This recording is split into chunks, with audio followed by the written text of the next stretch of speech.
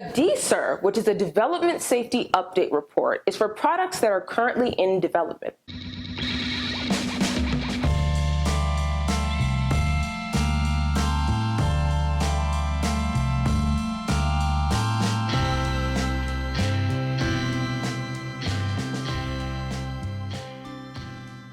Hi guys, welcome back to my channel. If you're not already subscribed, make sure you hit that subscribe button and turn on post notifications so that you never miss a video. Today we're going to be talking about the difference between a DSUR, in parentheses I'll put annual report, versus a PSUR. This video came from the comments. You already know what I'm going to say. Make sure you leave comments down below on the kind of videos you want to see, because that's where I get a lot of my suggestions from. Additionally, I want to add that you guys should be following me on TikTok. It's Kyyah Abdul everywhere. Instagram, TikTok. I post a lot of career advice on there just when I'm randomly thinking about it. I talk a lot about regulatory affairs, biotech, biopharm. So if you're interested in seeing a little bit more content from me on a daily basis, that's definitely where you'll get it from. Second thing I want to say before I get into this video is this is a video part of my regulatory intelligence or intel series.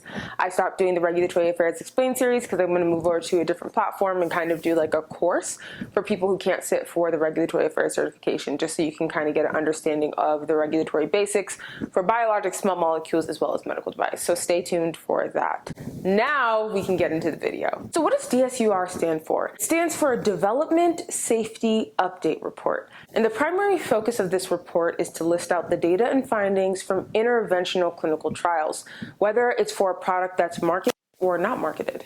A lot of the times after a product is marketed, it's still going to be researched or developed. There may still be trials happening through post-marketing commitments, which is why the Developmental Safety Update Report exists for this reason, so that you can include information in the report after a product has already been approved. Another thing you're going to include in a DSUR outside of just data and findings from the interventional trials is safety information. You're going to want to include any pertinent and relevant safety information regarding your interventional product, whether it is approved or not approved. Now, at the beginning of this video, I put annual report in parentheses in front of DSUR. My regulatory strategy for global clinical studies has always been to do a DSUR over an annual report. A lot of times there are certain reports where a report is accepted by the FDA, but it's not accepted by other health authorities because they require different information. A DSUR is generally accepted by a lot or majority of health authorities. So if you generate a DSUR as your annual report for the FDA, Health Canada will likely accept it, EMA will likely accept it, and various other regions. Now, you do have to check those various other regions' websites, but that is why a lot of people like to use a DSUR over an annual report. Additionally, for some countries, you might have to add serious adverse reactions to your DSUR to make sure that you are checking off all the boxes that they need for your annual report. People like to do DSURs over annual reports essentially just to decrease the work of regulatory departments at various pharmaceutical, biotech companies are just very overwhelmed with the amount of workload that they have. So by making them do a DSUR for Health Canada but an annual report for the FDA doesn't really make sense, and it's a lot of repetitive information that will go in the annual report that would likely go in the DSUR as well, so you may as well just opt for the DSUR. Now let's talk about PSURs, or PSUR. Now this might be a little bit confusing because if you were to go on Google or go on the FDA's website, you might see PBUR, which is P-B-R-E-R.